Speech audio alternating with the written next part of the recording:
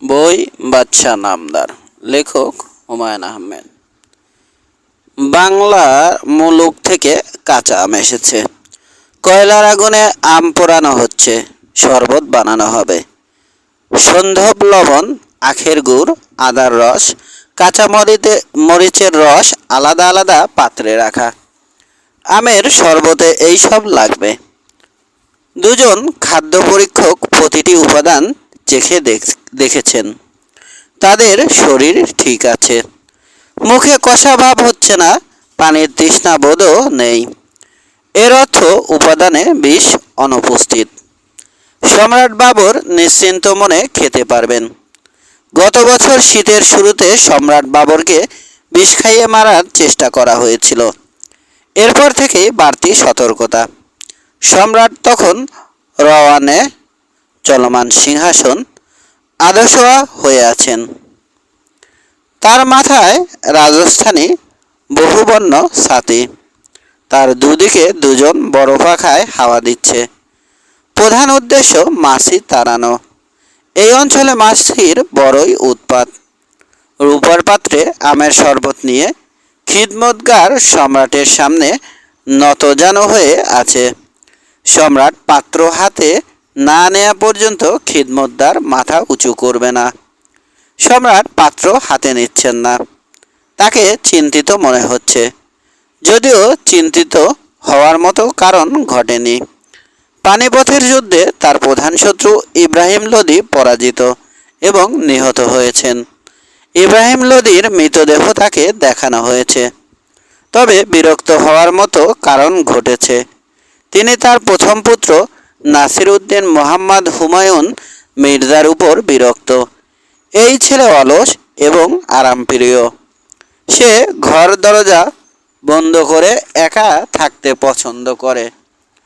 পিতাকে লেখা এক পত্রে সে লিখেছে, আমার মানুষের সঙ্গ ভালো লাগে না। আমি একা থাকতেই বেশি স্বাচ্ছন্দ্য বোধ করি। একাকিত্ব রাজপুরুষদের মানায় না। হুমায়ুনকে পাঠানো হয়েছে ইব্রাহিম লোদির রাজধানী এবং কোষাগার দখল করতে। ইব্রাহিম লোদির কোষাগার আগ্রা দুর্গে। এই কাজ শেষ করতে এত সময় লাগার কথা না। সে নিশ্চয়ই কোনো ভজঘট করে ফেলেছে। দায়িত্ব দিয়ে নিশ্চিন্ত থাকার মতো দায়িত্ববান হুমায়ুন মির্জা না। সম্রাট নিজেই আগ্রার দিকে রওনা হয়েছেন। কাঁচা আমের শরবত খাওয়ার জন্যে যাত্রাবিরতি। সম্রাটের সেনাপতির একজন ফিরোজ সারাঙ্গ খানি বললেন, বাদশা, কি কোনো কারণে অস্থির? বাবর বললেন, আমি অস্থির, তবে অস্থিরতার কারণ জানি না। গত রাতে দুঃস্বপ্ন দেখেছি। দুঃস্বপ্ন অস্থিরতার কারণ হতে পারে। ফিরোজ সারাঙ্গ খানি দুঃস্বপ্ন কি জানতে চাচ্ছেন, কিন্তু সম্রাটের দুঃস্বপ্ন জানতে চাওয়া যায় না। বড় ধরনের বেয়াদবি। সম্রাট বললেন, দুঃস্বপ্ন কি জানতে চাও? শোনো, আমি দেখলাম আমার তাঁবুতে একটা ভেড়া ঢুকে পড়েছে। ভেড়াটার একটা পা নেই, সে লাফিয়ে লাফিয়ে চলে। ভেড়াটা লাফ দিয়ে আমার কোলে এসে পড়ল এবং আমার পায়ে মুখ ঘষতে লাগলো। তখনই ঘুম ভাঙল। স্বপ্নের ফলাফল অবশ্যই শুভ। একটা পঙ্গু ভেড়া লাফ দিয়ে আমার কোলে এসে উঠল। এর ফলাফল শুভ কিভাবে হয়? হুজুর মীর আবু বক্কার এর কাছ থেকে স্বপ্নের তাবির জানতে হবে।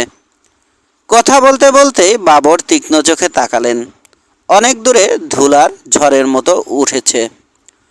অশ্বারোহীর দল কি ছুটে আসছে? কোনো বিদ্রোহী বাহিনী? হওয়ার তো কথা না। অশ্বারোহীর দল আগ্রার দিক থেকেই আসছে।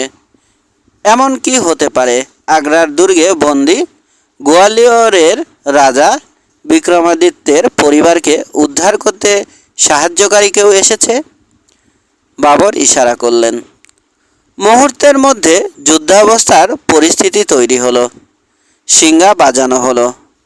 বাদশাহের প্রিয় পিজ্জু চাক ঘোড়া নিয়ে একজন ছুটে এলো।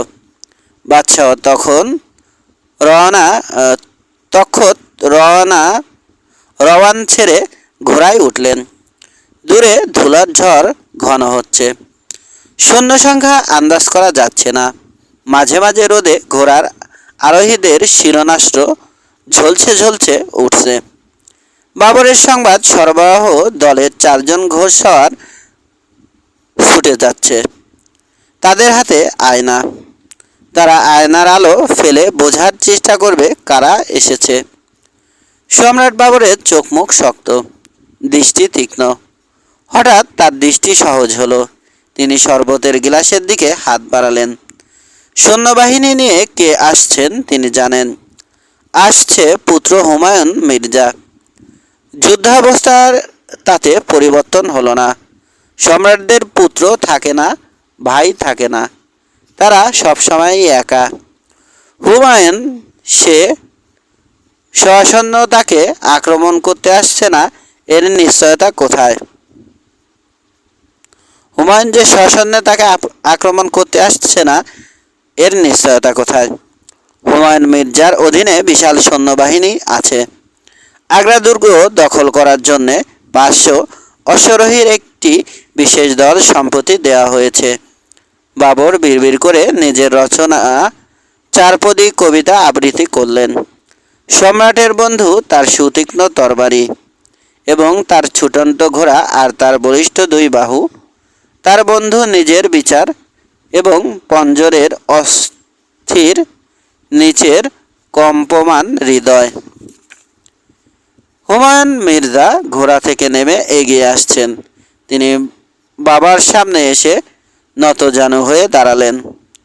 তার হাতে নীল রেশমি রুমালে কি যেন লুকানো। বাঁ হাতে রুমাল রেখে ডান হাতে তিনি নিজের কপাল স্পর্শ করে সেই হাতে ভূমি স্পর্শ করলেন। 3 বার এই কাজটি করে 19 পর্ব শেষ করা হলো। বাবর বললেন, পুত্র তোমার হাতে কি? হুমায়ুন বললেন, সামান্য উপহার। পিতার প্রতি পুত্রের উপহার কখনোই সামান্য না। হুমায়ুন বললেন, অতি মহার্ঘ উপহারও মহাপুরুষের কাছে সামান্য। বাবর প্রীত হলেন। কবিতার এই চরণটি তার লেখা। পুত্র মনে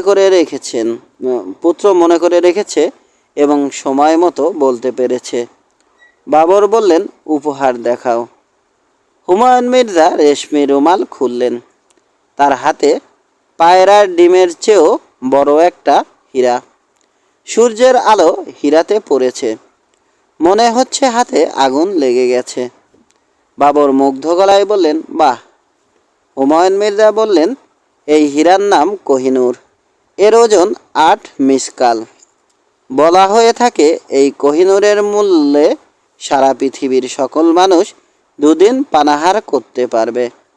এটা কি সেই কোহিনূর যা সম্রাট আলাউদ্দিন খিলজি ভারতে এনেছিলেন? এটি সেই কোহিনূর। আপনি হাতে নিলে আমি খুশি হব। সম্রাট বাবর হীরকখণ্ড হাতে নিলেন। মুগ্ধ চোখে কিছুক্ষণ দেখলেন। তারপর বললেন, পুত্র তোমার উপহার পেয়ে আমি খুশি হয়েছি। এতই খুশি হয়েছি যে এই কোহিনূর তোমাকেই আমি উপহার হিসেবে দিচ্ছি। পিতার উপহার গ্রহণ করো। বাবর লক্ষ্য করলেন হুমায়ুনের চোখ ছলছল করছে। এ কি, এত অল্পতে তার ছেলের চোখে পানি আসছে কেন? একদিন সে সমস্ত ভারতবর্ষ শাসন করবে। পৃথিবীর নানান প্রান্ত থেকে রাজদূতরা এসে তাকে কুর্নিশ করে বলবে, বাদশাহ নামদার। তাকে হতে হবে ইস্পাতের মতো কঠিন। সম্রাট বাবরের ভুরু কুঞ্চিত হলো। তিনি উঁচু গলায় বললেন, পুত্র শোনো, শুধু এই হীরকখণ্ড না, ইব্রাহিম লোদির রাজকোষের সম্পূর্ণ অর্থ আমি তোমাকে উপহার দিলাম। বলো মার হাবা, মার হাবা। হুমায়ুন মির্জা এর 24 ঘন্টার মধ্যে অদ্ভুত এক কাণ্ড করলেন। সেনাবাহিনী নিয়ে তার পিতার দিল্লির কোষাগার দখল করে রাজকোষের সব অর্থ নিয়ে পালিয়ে গেলেন বাদশাহ খোসানের দিকে। আগস্ট মাস 1527 খ্রিস্টাব্দ। এই কাজ তিনি কেন করলেন তা এখন পর্যন্ত ঐতিহাসিকদের কাছে রহস্য আবৃত। সম্রাট বাবর তার স্ত্রী মাহিম বেগমের সঙ্গে খেতে বসেছেন। সম্রাট খাচ্ছেন, মাহিম বেগম একটির পর একটি বাটি এগিয়ে দিচ্ছেন। সব খাবারই পরীক্ষা করা, তারপরেও স্বামীর পাত্রে খাবার দেওয়ার আগে নিজে চেখে দিচ্ছেন। বাবর বললেন, তোমার পুত্র যে আমার রাজকোষ লুট করে পালিয়ে গেছে এটা জানো? জানি। কাজটা সে কেন করেছে জানো? জানি না। তার কি শাস্তি হওয়া উচিত? উচিত। তবে আপনি দয়ালু পিতা। হুমায়ুন মির্জা আপনার অতি আদরের প্রথম সন্তান। বাবর বললেন, সম্রাটের কোনো পুত্র থাকে না, স্ত্রী থাকে না, আত্মীয় পরিজন থাকে না। সম্রাটের থাকে তরবারি। আপনার থাকে, কারণ আপনি অন্য সম্রাটদের মতো না, আপনি আলাদা। আমি প্রধান উজির মীর খলিফার সঙ্গে পরামর্শ করেছি। প্রধান উজির হুমায়ুন মির্জাকে কঠিন শাস্তি দেওয়ার পক্ষে। কঠিন শাস্তি দেওয়া হলে তার ভাইরা সাবধান হবে, অন্য রাজপুত্ররাও সাবধান হবে। মাহিম বেগম চুপ করে রইলেন। বাবর বললেন, প্রধান উজির হুমায়ুন মির্জার মৃত্যুদণ্ড শাস্তির পক্ষে। হাতির পায়ের নিচে পিষ্ট করে মৃত্যু। মাহিম বেগম বললেন, প্রধান উজির কি বলছেন তা আমার কাছে গুরুত্বপূর্ণ না, আপনি কি ভাবছেন তা গুরুত্বপূর্ণ। বাবর স্ত্রীর দিকে তাকিয়ে হাসলেন। অদ্ভুত এই হাসি দেখে হঠাৎ মাহিম বেগমের গায়ে কাঁটা দিয়ে উঠল। হুমায়ুন মির্জা বাদশাহ হাসানের পথে। এখন যাত্রা বিরতি। রাজকীয় তাঁবু ফেলা হয়েছে। তিনি গরমে অতিষ্ঠ। চানের বাসনা প্রকাশ করেছেন। চান পাত্রে পানি ঢালা হচ্ছে। গোলাপের পাপড়ি ছড়ানো হচ্ছে। 8 ভাগ পানির সঙ্গে এক ভাগ গোলাপের পাপড়ি মেশানো হবে। পানিতে সামান্য কর্পূরও দেওয়া হবে। কর্পূর মেশানো পানিতে দৈত্যাকৃতি পাখা দিয়ে হাওয়া দেওয়া হবে। এই হাওয়ায় কর্পূর উড়ে গিয়ে পানি দ্রুত শীতল হবে। হুমায়ুন মির্জার হাতে রং তুলি এবং চীন দেশ থেকে আনা শক্ত তুলট কাগজ। তিনি আগ্রহ নিয়ে একটা পাখির ছবি আঁকছেন। পাখির পালক ঘন নীল, ঠোঁট এবং পা লাল। পাখিটা মনের আনন্দে তার তাঁবুর পাশেই ঘুরছে। জনসমাগম দেখে ভয় পাচ্ছে না। কেউ এর নাম পরিচয় বলতে পারছে না। হুমায়ুন মির্জার সার্বক্ষণিক সঙ্গী 2 জন চিত্রকর এবং একজন হরবোলা পাখির পরিচয় বের করার চেষ্টায় আছে। চিত্রকরদের একজন হুমায়ুন মির্জার ভ্রাম্যমাণ লাইব্রেরি থেকে পাখি বিষয়ক বই নিয়ে এসে পাতা ওল্টাচ্ছেন। অন্যজন হুমায়ুন মির্জার মতোই পাখির ছবি আঁকছেন, যেন পরে ছবি দেখে পাখির পরিচয় পাওয়া যায়। হরবোলা অপেক্ষা করছে কখন পাখি ডেকে ওঠে। একবার ডাকলেই হরবোলা বাকি জীবন এই ডাক মনে করে রাখবে। পাখি এখনো ডাকছে না। রাত অনেক হয়েছে। সম্রাট বাবর ঘুমাবার প্রস্তুতি নিয়ে শোবার ঘরে ঢুকেছেন। ইয়েমেন থেকে আনা হালকা সৌরভের আগরবাতি জ্বলছে। হাফসি খোঁজারা টানা পাখা টানছে। বড় বড় মাটির পাত্রে পানি রাখা আছে। তাদের গায়ে বাতাস পড়ায় ঘর শীতল। হিন্দুস্থানের অতি গরম আবহাওয়া বাবর এখনো সহ্য করে উঠতে পারেননি। গরমের রাতগুলিতে প্রায়ই তাকে অঘুম কাটাতে হয়। মাহিম বেগম ঘরে ঢুকে সম্রাটকে কুর্নিশ করলেন। সম্রাট স্ত্রীর দিকে তাকিয়ে বললেন, আল্লাহর ইচ্ছা ছাড়া কিছুই ঘটে না। আল্লাহর ইচ্ছায় আমি তোমাকে একটা সুসংবাদ দিচ্ছি। রাজকোষ লুণ্ঠনের অপরাধে তোমার পুত্রের মৃত্যুদণ্ড দিয়েছিলাম।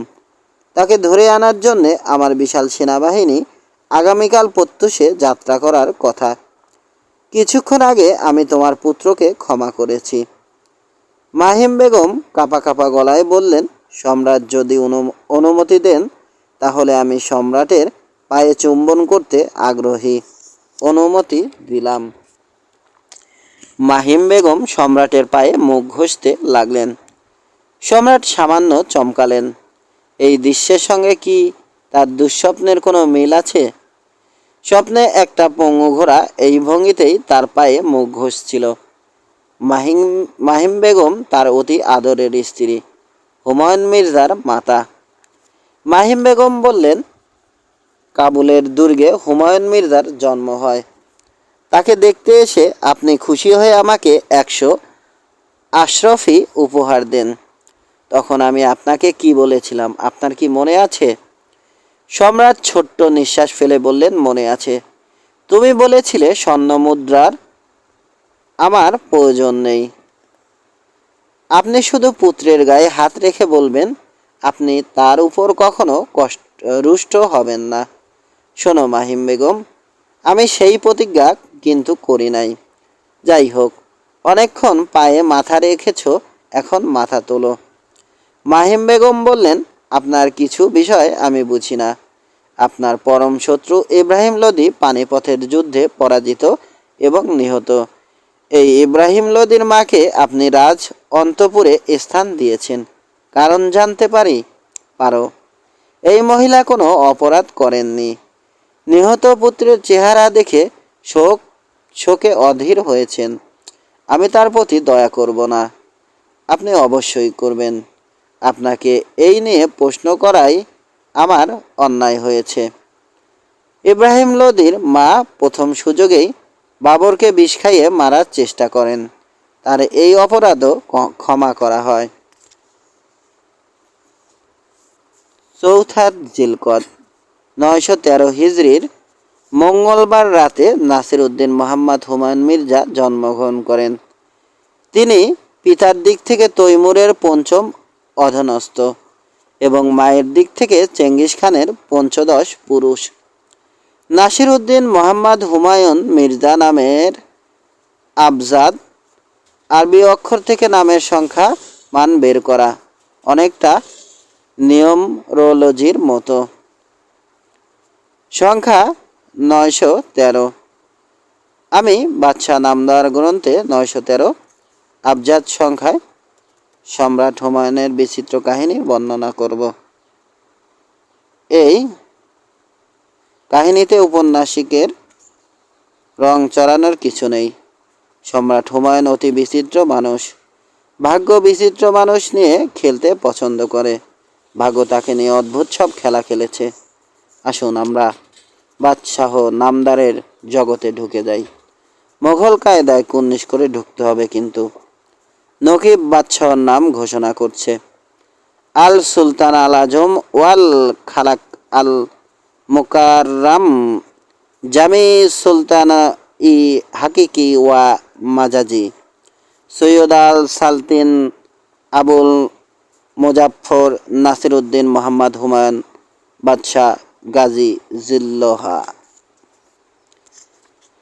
11 সংখ্যাটি সম্রাট বাবরের প্রিয়। তিনি যখন শরাব পানের আসরে বসেন তখন তার সঙ্গী থাকে 10 জন। খাবার খেতে যখন বসেন তখনও 10 জনকে নিয়েই বসেন। তাকে নিয়ে সব সময় সংখ্যা হয় 11, বেজোড় সংখ্যা। আল্লাহ পাক বেজোড় সংখ্যা পছন্দ করেন। প্রভাতী শরাব পানের আসর বসেছে। এই আসরের নাম সাবহি, প্রভাত শরাব। যথারীতি 10 জন আমির আছেন। তাদের সামনের উপর পানপাত্র। সম্রাটের সামনে স্বর্ণের পানপাত্র। তারা দমিহ নামের শরাব পান করছেন। দমিহ এসেছে পারস্য থেকে। এক বিশেষ ধরনের গাছের শিকড় এবং মধু থেকে দমিহ তৈরি হয়। দমিহ কিছুক্ষণের মধ্যে নেশার আবেশ তৈরি করে, তবে সহজে মত্ততা আনে না। পান শুরু হওয়া মাত্র প্রধান উজির মীর খলিফা ঢুকলেন। সম্রাটের ভুরু কুঞ্চিত হলো। মীর খলিফা ধর্মীয় অনুশাসন কঠিনভাবে মানেন, শরাব খান না। পানের আসরে এ ধরনের মানুষের উপস্থিতি সম্রাটের পছন্দ না। মীর খলিফা বললেন, আমি সম্রাটের সঙ্গে একান্তে কিছু কথা বলতে আগ্রহী। সম্রাট বললেন, উজির, আপনার সময় নির্বাচন ভুল হয়েছে। উজির বললেন, সময়ের ভুল শুদ্ধ নেই।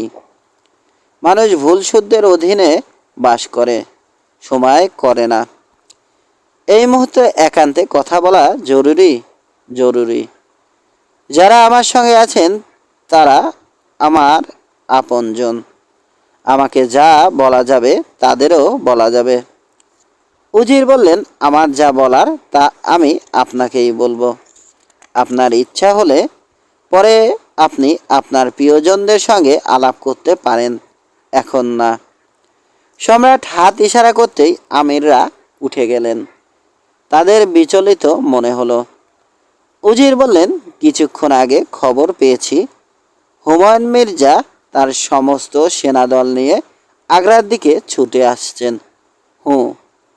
বাদশাহ শান অরক্ষিত। হুমায়ুন মির্জা বাদশাহ শান সুরক্ষার জন্যে কোনো ব্যবস্থাই করেননি। কামরান মির্জার সঙ্গে হুমায়ুনের কাবুলে দেখা হয়েছে। কামরান তার বড় ভাইয়ের হঠাৎ করে আগ্রা রওনা হওয়ার কারণ জানতে চেয়েছিলেন। হুমায়ুন কোনো জবাব দেননি। বাদশাহ শান অরক্ষিত রেখে হুমায়ুন হিন্দুস্তান যাত্রা করেছেন দেখে কামরান যাচ্ছেন বাদশাহ শানে। তিনি বাদশাহ শানের দুর্গ রক্ষা করবেন। এদিকে অরক্ষিত বাদশাহ শানের দখল নেওয়ার জন্যে আপনার চিরশত্রু সুলতান সাইদ খান রওনা হয়ে গেছেন। আমার যা বলার ছিল বলেছি। আপনার প্রভাতী পানাহারে বিঘ্ন করেছি বলে ক্ষমা প্রার্থনা করছি। বাবর দমি হতে চুমুক দিলেন। তাকে তেমন বিচলিত মনে হলো না। তিনি হালকা গলায় বললেন, হুমায়ুন হঠাৎ কেন এদিকে আসছে বলে আপনার ধারণা? সে কি সিংহাসন চায়? মীর খলিফা বললেন, সিংহাসন চাওয়াটাই স্বাভাবিক। ধরে নিলাম সিংহাসন তার চিন্তায় নেই। তারপরেও আপনাকে কিছু না জানিয়ে বাদশাহ শান অরক্ষিত রেখে তার যাত্রা গর্হিত হয়েছে। সম্রাট বললেন, এমনও তো হতে পারে হঠাৎ এদিকে আসার তার বিশেষ কোনো কারণ ঘটেছে। উজির শীতল গলায় বললেন, সম্রাটকে মনে করিয়ে দিতে চাই আপনার এই পুত্র দিল্লির রাজকোষ লুণ্ঠন করে পালিয়ে গিয়েছিল। আপনি তিল তিল করে বিশাল সাম্রাজ্য গড়েছেন। যোগ্য হাতে এই সাম্রাজ্য রক্ষার ভার দিয়ে যাওয়া আপনার কর্তব্য। আপনার কাছে যোগ্য কে বলে মনে হয়? অবশ্যই কামরান মির্জা। হুমায়ুন মির্জা অলস এবং আরামপ্রিয়। সম্রাটকে জানাতে চাই, প্রধান উজির হিসেবে সম্রাটের সেবা এবং সাম্রাজ্যের সেবা ছাড়া আমার কোনো উদ্দেশ্য নাই। অতীতও ছিল না, ভবিষ্যতেও থাকবে না। উজির ভক্তি ভরে সম্রাটের হাতে চুম্বন করলেন। সম্রাট বললেন, আপনি কখনোই আমাকে কোনো ভুল পরামর্শ দেন নাই। আপনার কর্মে আমি উপকৃত, আমার সাম্রাজ্য উপকৃত। মীর খলিফা বললেন, আপনাকে এই মুহূর্তে আমি একটি পরামর্শ দিতে চাচ্ছি। আপনি বিচক্ষণ সম্রাট। আমার এই উপদেশ গ্রহণ করলে উপকৃত হবেন। কি পরামর্শ? রাজকীয় ঘোড়সওয়ার বাহিনী হুমায়ুন মির্জার গতিরোধ করবে এবং তাকে গ্রেপ্তার করে সম্রাটের সামনে উপস্থিত করবে। আপনি তাকে প্রশ্ন করবেন, এই সময়ে বাদশাহ শান শত্রুর হাতে ফেলে তিনি কেন চলে এসেছেন? আপনার ধারণা এটি সঠিক সিদ্ধান্ত? অবশ্যই এটি সঠিক সিদ্ধান্ত। সম্রাট বাবর বললেন, সঠিক সিদ্ধান্তের ক্ষমতা আছে শুধুই আল্লাহ পাকের। মানুষকে মাঝে মাঝে ভুল সিদ্ধান্ত নিয়ে প্রমাণ করতে হয় যে সে মানুষ। হুমায়ুন মির্জা যেন নির্বিঘ্নে দিল্লি আসতে পারে এই ব্যবস্থা করার দায়িত্ব আপনাকে দেয়া হলো। উজির কিছুক্ষণ চুপচাপ থেকে হতাশ গলায় বললেন, সম্রাটের আদেশ, এই দাসানুদাসের শিরোধার্য। মীর খলিফা উঠে যাওয়ার পর ভগ্ন পান উৎসব আবার শুরু হলো। উজবেকিস্তানের এক গায়িকা আসহারির জাদুকরী কণ্ঠের কথা সম্রাট শুনেছেন, তার গান শোনা হয়নি। প্রভাতী পান উৎসবে গায়ক গায়িকাদের কখনো আনা হয় না। সম্রাটের ইচ্ছায় আজ আসহারিকে আনা হলো। সে কিন্নর কণ্ঠে তুর্কি ভাষায় গান ধরল। গোলাপ কুড়ির মতো আমার হৃদয়, তার দলের উপর রক্তের ছাপ, লক্ষ বসন্ত আমার সে হৃদয়ের ফুল, কুড়ি ফোটাতে পারে না। গান শুনে সম্রাট অভিভূত হলেন। প্রথমত গায়িকার অলৌকিক কণ্ঠ, দ্বিতীয়ত এই গানের চরণগুলি তার লেখা, তার বাণীতেই সুর বসানো হয়েছে। সম্রাট বললেন, তোমার নাম? বাদীর নাম আসহারি। গানের চরণগুলি কার রচনা তুমি জানো? জানি জাহাপানা। সুর কে করেছে? আপনার সামনে উপস্থিত এই বাদী করেছে। আমার কাছ থেকে উপহার হিসেবে কি চাও? মাঝে মাঝে আপনাকে গান শোনানোর সুযোগ চাই। সম্রাটের চোখে পানি এসে গেল। তিনি ঘোষণা করলেন, এই গায়িকাকে ওজন করে সম ওজনের স্বর্ণমুদ্রা যেন তৎক্ষণাৎ দেওয়া হয়। হুমায়ুন মির্জা বাবরের সামনে দাঁড়িয়ে আছেন। দীর্ঘ পথশ্রমে হুমায়ুন ক্লান্ত, কিন্তু তার চোখ চকচক করছে, মুখমণ্ডল উজ্জ্বল। বাবর বললেন, তুমি কার সামনে দাঁড়িয়ে আছো? সম্রাটের সামনে, না একজন পিতার সামনে? আমি আমার বাবার সামনে দাঁড়িয়ে আছি। তাহলে তুমি তোমার বাবাকে জড়িয়ে ধরছ না কেন? হুমায়ুন সম্রাট বাবরকে জড়িয়ে ধরলেন। পুত্রের সঙ্গে পিতার সাক্ষাতের বর্ণনা সম্রাট বাবর তার বিখ্যাত গ্রন্থ বাবরনামায় এইভাবে দিয়েছেন। হুমায়ুনের উপস্থিতিতে ফুলের মুকুলের মতো আমার হৃদয় ফুটে উঠল, আমার চোখ আনন্দে মশালের মতো জ্বলে উঠল। গায়িকাকে সমপরিমাণ সম ওজনের স্বর্ণমুদ্রা দেওয়া হয়নি, দেওয়া হয়েছিল তাম্রমুদ্রা। আমিরা সবাই খাজানজিকে বলেছেন, সম্রাট তাম্রমুদ্রা বলতে গিয়ে নেশার ঝোঁকে স্বর্ণমুদ্রা বলে ফেলেছেন। আমি রোজ 10 জনকে নিয়ে খানা খেতাম। এদিন হুমায়ুনের সম্মানে আমি একটা ভোজের আয়োজন করলাম। আমরা পরম ঘনিষ্ঠভাবে কিছুকাল একসঙ্গে রইলাম। সত্যি বলতে কি, তার আলাপ আলোচনা ও কথাবার্তার একটা আশ্চর্য মনোজ্ঞ আকর্ষণ ছিল। একজন পূর্ণ মানুষ বলতে যা বোঝায় সে তখন তাই ছিল। নৈশভোজের পর পিতার সঙ্গে পুত্রের কিছু কথাবার্তা হলো।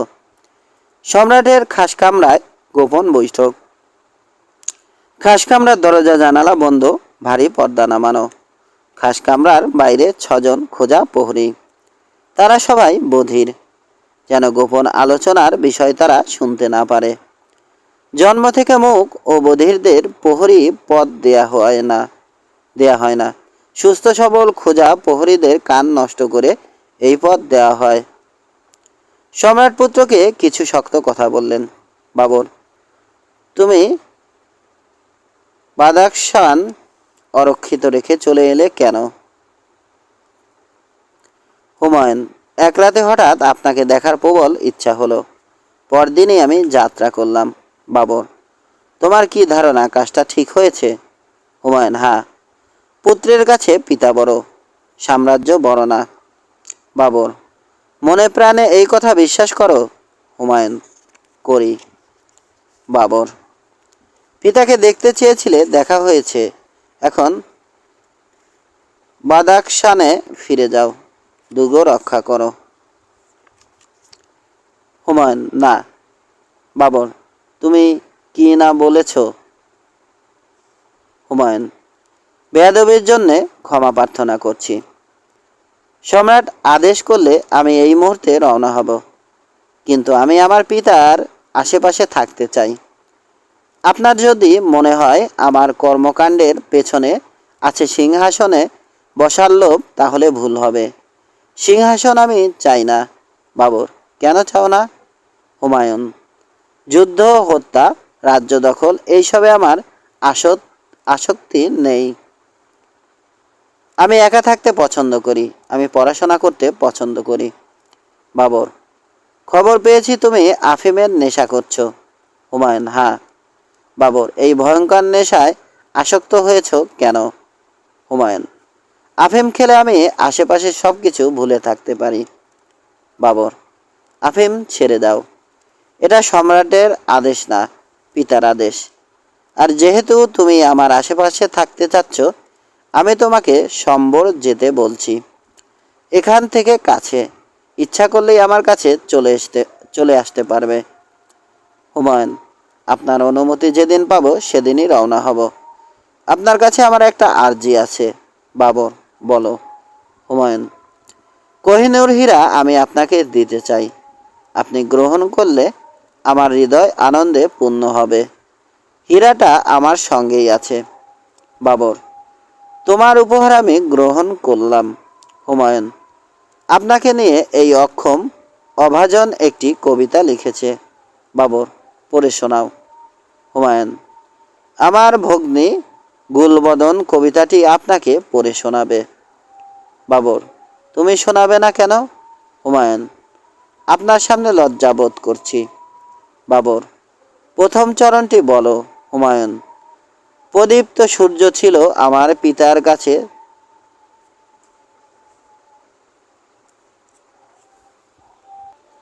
মেলান।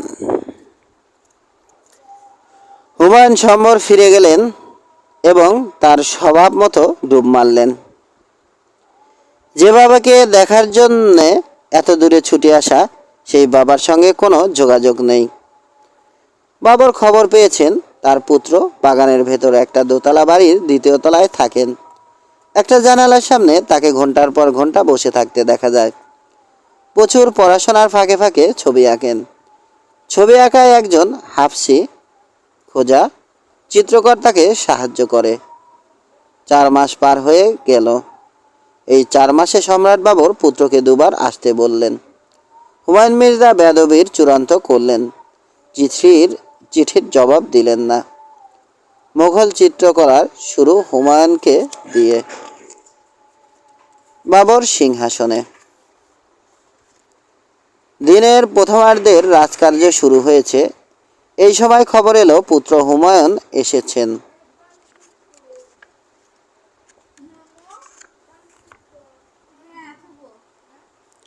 সম্রাট বললেন, তাকে এক্ষুনি এই মুহূর্তে রাজসভায় উপস্থিত হতে বলো।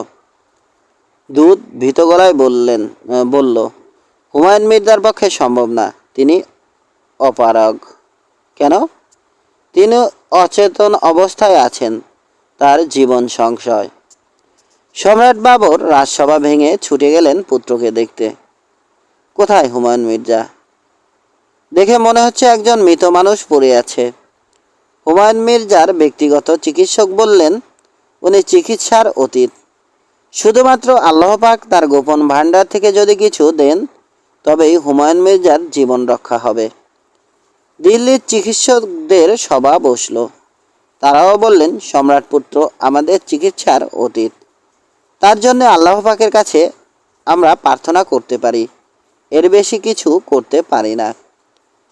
সুফি সাধক মীর আবুল কাসিম তখন সম্রাটকে বললেন, পুত্রের প্রাণের বিনিময়ে আপনি যদি আপনার অতি প্রিয় কিছু দান করেন, তাহলে হয়তো বা শাহজাদার জীবন রক্ষা হতে পারে। বাবর বললেন, আমার কাছে নিজের প্রাণের চেয়ে প্রিয় আর কিছুই নেই। আমি শাহজাদার জন্য আমার প্রাণ দিতে প্রস্তুত। হতভম্ব মীর আবুল কাসিম বললেন, আলমপানা, আপনি এটা কি বললেন? এই কাজ আপনি করতে পারেন না। আপনি বরং কোহিনূর হীরা দান করে দিন। বাবর বললেন, আমার পুত্রের জীবনের দাম কি সামান্য একখণ্ড হীরা? অচেতন হুমায়ুন মির্জা বিছানায় শুয়ে আছেন। ঘরের দরজা জানালা বন্ধ।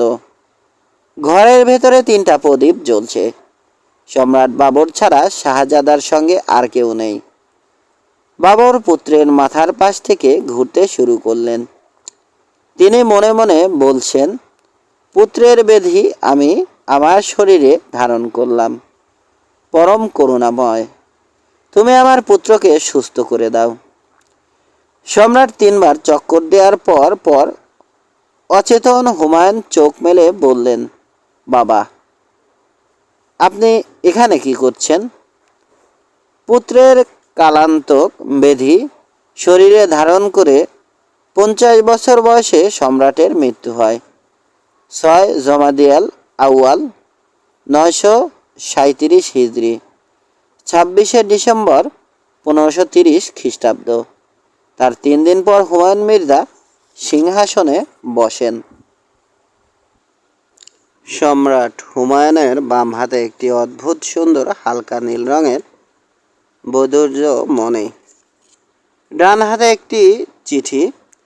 চিঠি পাঠিয়েছেন রাজস্থান থেকে রাজপুত্র রানী কর্ণাবতী। চিঠির সঙ্গে কয়েক গাছি হলুদ সুতা। সম্রাট চিঠি পড়ছেন না। চিঠি এবং বৈদুর্যমণি এক হাত থেকে আরেক হাতে চালাচালি করছেন। যখন চিঠি ডান হাতে, তখন বৈদুর্যমণি বাম হাতে। দৃশ্যটি সম্রাটের 2 ভগ্নী গুলবদন এবং গুলচেহরা চিকের আড়াল থেকে দেখে মজা পাচ্ছে। দরবার চলাকালে এই 2 বোন চিকের আড়াল থেকে দরবারের কাজকর্ম দেখে। সম্রাটের অন্তঃপুরের আত্মীয় স্বজনদের রাজদরবার দেখার জন্যেই চিকের ব্যবস্থা। যারা দেখবে তারা দরবারের লোকজনের কাছে অদৃশ্য। প্রধান উজির বললেন, সম্রাট কি কোনো বিষয় নিয়ে চিন্তিত? সম্রাট হা সূচক মাথা নাড়লেন। চিন্তার বিষয় কি জানতে পারি? হ্যাঁ, পারেন। জাদুবিদ্যার বইটি এখনো জোগাড় করা গেল না, এই নিয়ে আমি চিন্তিত। সম্রাট হিন্দুস্তানের জাদুবিদ্যা নামের একটি বইয়ের সন্ধান পেয়েছেন। বইটি আছে তার ছোট ভাই কামরান মির্জার কাছে। সে সংগ্রহ করেছে কান্দাহারের এক দুর্গ থেকে। সম্রাট হুমায়ুনের এই বইটি পড়ার খুব ইচ্ছা। বইটি নাকি লেখা হয়েছে পেঁচার রক্ত দিয়ে। দিনের বেলা বইয়ের লেখা অস্পষ্ট থাকে, রাতে স্পষ্ট হয়। সম্রাট তার ভাইয়ের কাছে বইটি চেয়ে পত্র দিয়েছেন। কামরান মির্জা পত্রের জবাব দেননি। উজির বললেন, রানী কর্ণাবতীর পত্রটি কি আপনি পড়বেন? গুরুত্বপূর্ণ হতে পারে। সম্রাট চিঠি পড়তে শুরু করলেন। আমি আপনাকে ভাই ডাকলাম। আমাদের নিয়ম অনুযায়ী ভাইকে রাখি পাঠালাম। আমি মহাবিপদে পড়েছি। গুজরাটের বাহাদুর শাহ আমার দুর্গ অবরোধ করেছেন। দুর্গ রক্ষার প্রয়োজনীয় শক্তি আমার নেই। দুর্গে 1000 রাজপুত রমণী এবং 3000 শিশু আছে। বাহাদুর শাহ দুর্গে প্রবেশ করলে আমাদের মৃত্যুবরণ করা ছাড়া উপায় নেই। এখন বোন ভাইকে ডাকছে। ভাই কি বোনকে উদ্ধার করবে? বোন ভাইয়ের জন্যে একটি বৈদুর্যমণি পাঠিয়েছে, কারণ বোন শুনেছে তার ভাই ছবি আঁকেন। বৈদুর্যমণি চূর্ণ করে যে নীল রং হবে তার দ্যুতি অসাধারণ। বোন কর্ণাবতী আশা করছে তার ভাই এই রং ব্যবহার করে একটা ছবি আঁকবে। ইতি রানী কর্ণাবতী। সম্রাট চিঠিটি তার প্রধান উজিরের দিকে বাড়িয়ে দিলেন। প্রধান উজির চিঠি পড়ে বললেন, রত্ন পাঠিয়ে দিন রাজকোষে। চিঠির জবাব দেওয়ার প্রয়োজন নেই। ভাই বোনের চিঠির জবাব দেবে না? রানী কর্ণাবতী বিপদের বোন। বিপদে পড়েছেন বলেই ভাই পাঠিয়েছেন।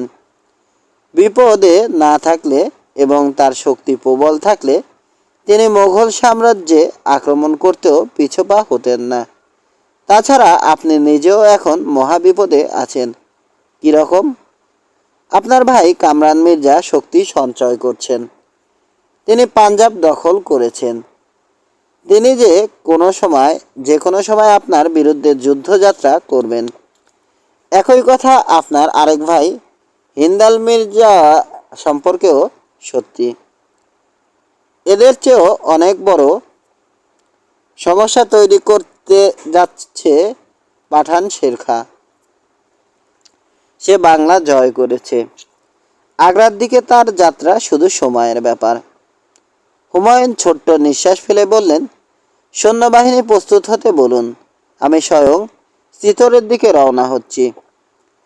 এই সিদ্ধান্ত সমর বিশারদদের সঙ্গে আলোচনার পর নিন। সমর বিশারদরা আপনার মতোই কথা বলবে, কিন্তু আমি আমার বিপদগ্রস্ত বোনের পাশে দাঁড়াতে চাই। শাহানশাহ রাজনীতিতে আবেগের স্থান নেই। হুমায়ুন বললেন, আমার রাজনীতিতে আছে। একজনের চরম বিপদে আমি তার পাশে যখন দাঁড়াবো, তখন দেখা যাবে আমার চরম বিপদেও কেউ একজন আমার পাশে এসে দাঁড়াবে। হুমায়ুনের কথা সত্যি হয়েছিল। রাজ্যহারা পথের ফকির হুমায়ুনকে সাহায্য করেছিলেন পারস্য সম্রাট। সেখানেও একটি চিঠির ভূমিকা ছিল। প্রধান উজির বিরক্তি চাপার চেষ্টা পারছেন না। সম্রাটের কোনো কর্মকাণ্ডই সম্রাট সুলভ না। তিনি বাস করেন সম্পূর্ণ নিজের জগতে। সেই জগৎ নিয়ন্ত্রণ করে সুরা, অ্যাফিম এবং কবিতা। তুরস্ক থেকে এক কবি এসেছে। রাজসভায় তাকে উচ্চ স্থান দেয়া হয়েছে। কবির নাম দিদির আলী।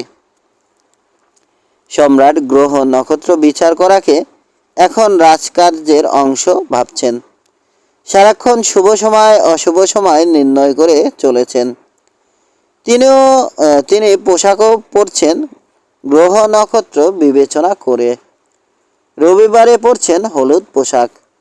সেদিন তিনি রাজ্য পরিচালনা বিষয়ক সভা করেন। সোমবার পরেন সবুজ পোশাক। ওই দিন তিনি আনন্দে থাকেন। রাজসভায় গীত বাদ্য হয়। মঙ্গল গ্রহে লাল রঙের পোশাক পরেন। সেদিন যুদ্ধ বিগ্রহ নিয়ে আলোচনা করেন। তার মেজাজ থাকে উগ্র। সামান্য অপরাধে মৃত্যুদণ্ড দেন। আজ মঙ্গলবার। সম্রাট লাল পোশাক পরেছেন। যুদ্ধযাত্রা ঘোষণা দেওয়ার এইটি কি কারণ? প্রধান উজির আরও কিছু বলতে যাচ্ছিলেন। সম্রাট তাকে থামিয়ে দিয়ে বললেন, তীর ধনুক নিয়ে আসুন। একটি তীরের আগায় বাহাদুর শাহর নাম লেখা থাকবে, আরেকটির আগায় আমার নাম। আমি নিজে তীর ছুঁড়ে দেখব কোনটি আগে যায়। যার তীর আগে যাবে সেই যুদ্ধে জিতবে। সম্রাটের তীর অনেক আগে গেল।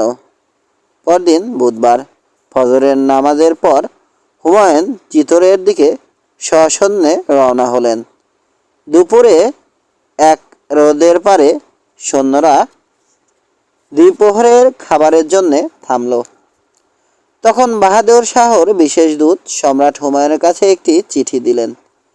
চিঠিতে লেখা, সম্রাট হুমায়ুন, অতি ভক্তি ভরে নিবেদন করছি যে আমি মোগল সম্রাটের একজন দীন সেবক মাত্র। আমি বর্তমানে ধর্মযুদ্ধে নিজেকে নিয়োজিত করেছি। গুলে মারা নারী কন্যাবতীর বিরুদ্ধে এই যুদ্ধকে জিহাদ আখ্যা দিয়েছেন। সম্ভবত আপনার কাছে তথ্য নাই যে এই দুর্গে অনেক মুসলমান রমণী বন্দী অবস্থায় আছেন। রাজপুত্র পুরুষরা তাদের ব্যবহার করে। নিজের ইচ্ছার বিরুদ্ধে তাদের নৃত্যগীত এবং আরও অনেক অশ্লীল কুৎসিত কর্মকাণ্ডে অংশগ্রহণ করতে হয়। আমি অনুরোধ করব যে আপনি এই যুদ্ধযাত্রা স্থগিত করবেন। আমি আপনার সম্মানে এক বাক্স মণিমুক্তা, 4টি আরবি ঘোড়া এবং একটি হাতি পাঠালাম। এই হাতিটা আমার প্রিয়, এর নাম কুশ। ইতি আপনার সেবক বাহাদুর শাহ। হুমায়ুন যুদ্ধযাত্রা স্থগিত করলেন না। জোহরের নামাজের পর সেনাবাহিনী দ্রুত অগ্রসর হতে লাগল। বাহাদুর শাহ খবর পেলেন হুমায়ুন যাত্রা অব্যাহত রেখেছেন। তিনি সঙ্গে করে এনেছেন তার গোলান্দাজ বাহিনী। গোলান্দাজ বাহিনীর প্রধান তকি খাঁ কামান চালানায় বিশেষ পারদর্শী। হুমায়ুন বিশেষ কামান ফিরোজাকে দুটা হাতি টেনে নিয়ে আসছে। হুমায়ুনের বিশেষ কামান ফিরোজাকে দুটা হাতি টেনে নিয়ে আসছে। মাঝারি কামানগুলি টানছে মাদ্রাজি বলদ। বন্দুকধারীরা কামানের সঙ্গে সঙ্গে আসছে।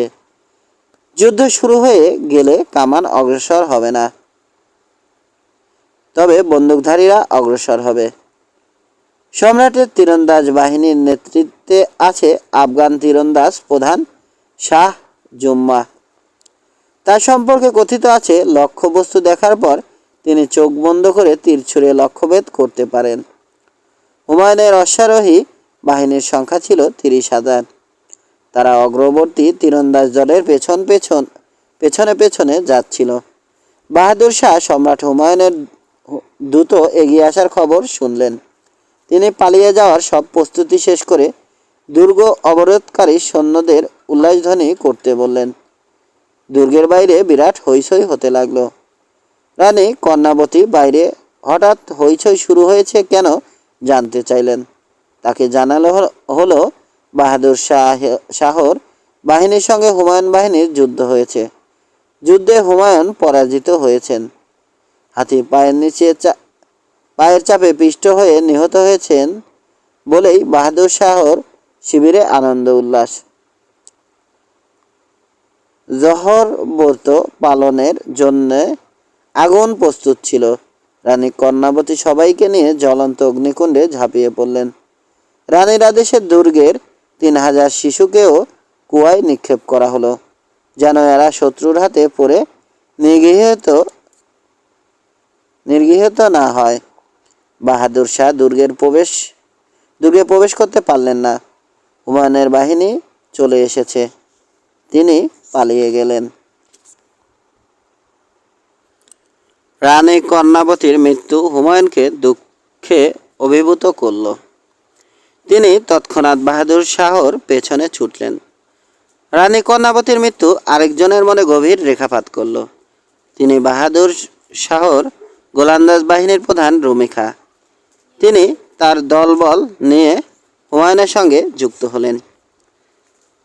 চিতোরের দুর্গ শ্মশানে। দুর্গের বাইরে বাহাদুর শাহর অতি প্রিয় 2 হাতি বিকট চিৎকার করছে এবং ছোটাছুটি করছে। হুমায়ুনের হাতে বাহাদুর শাহর প্রিয় 2 হাতি পড়বে তা তিনি মেনে নিতে পারছিলেন না বলে নিজের হাতে এদের সুর কেটে দিয়েছেন। হাতি দুটির নাম শিরজা ও পথ শিকার। বাহাদুর শাহর প্রসিদ্ধ 2 কামান লায়লা এবং মজনু যেন হুমায়ুনের হাতে না পড়ে সেই ব্যবস্থাও হলো। বাহাদুর শাহ নিজে কামান দুটি নষ্ট করলেন। বাহাদুর শাহ পালিয়ে মান্ডু দুর্গে আশ্রয় নিলেন। হুমায়ুন মান্ডু পৌঁছালেন 30,000 অশ্বারোহী নিয়ে। তিনি মান্ডু দুর্গ অবরোধ করলেন। সারাদিন ঘোরাছুটিয়ে তিনি ছিলেন ক্লান্ত। ঈশার নামাজ শেষ করে সেনাপতিদের ডেকে বললেন, আমি জানি মান্ডু দুর্গ দখল করা কঠিন, কিন্তু আমি বাহাদুর শাহকে ধরতে চাই। এমন ব্যবস্থা করা হোক যেন রাতের ভেতর দুর্গ দখল হয়। লম্বা লম্বা মই তৈরি করা হলো। মই দুর্গের গায়ে লাগিয়ে তীরন্দাজরা দুর্গ প্রাচীরে উঠে গেল। একদল তীরন্দাজ দুর্গের প্রধান দরজা খুলে দিল। বাহাদুর শাহ দড়ি বেয়ে দুর্গ থেকে পালিয়ে গেলেন। দুর্গের ভেতরের মানুষজন কেউ বলল না বাহাদুর শাহ কিভাবে পালিয়ে কোন দিকে যাচ্ছেন।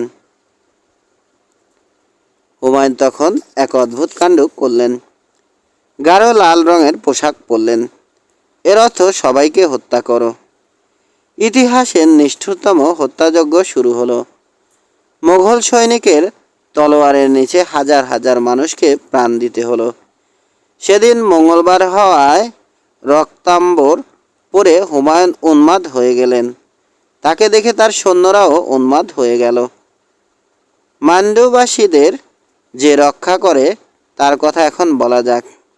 তার নাম বচ্চু, মতান্তরে মঞ্চু। এই বচ্চু বাহাদুর শাহর অতি প্রিয় এক গায়ক। বাহাদুর শাহ যেখানে যান সেখানেই সে যায়।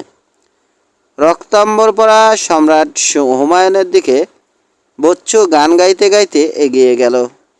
গানের কথা, রক্তের রঙের চেয়ে বৃক্ষের সবুজ রং কি কম সুন্দর। হুমায়ুন গায়কের কণ্ঠ শুনে অভিভূত হলেন। তার কাছে মনে হলো তিনি তার জীবনে এত মধুর সঙ্গীত শোনেননি। বচ্চু সম্রাটের সামনে দাঁড়ালো। সম্রাট বললেন, তুমি কি জানো যে তুমি এই পৃথিবীর শ্রেষ্ঠ গায়ক? বচ্চু বলল, জানি। আমি তোমার জাদুকরী ক্ষমতায় মুগ্ধ হয়েছি। বলো কি চাও? আমি চাই আপনি পোশাক বদলে সবুজ পোশাক পরুন। সম্রাট সবুজ বস্ত্র পরলেন। হত্যাযজ্ঞ সঙ্গে সঙ্গে থামল। সম্রাট বললেন, তুমি আর কি চাও? বচ্চু বলল, যারা বন্দি আছে তাদের মুক্ত করে দিন। হুমায়ুন বললেন, সবাই মুক্ত। আমি তোমার আরও একটি ইচ্ছা পূর্ণ করব। বলো কি চাও? আমি আমার গুরু বাহাদুর শাহর কাছে যেতে চাই।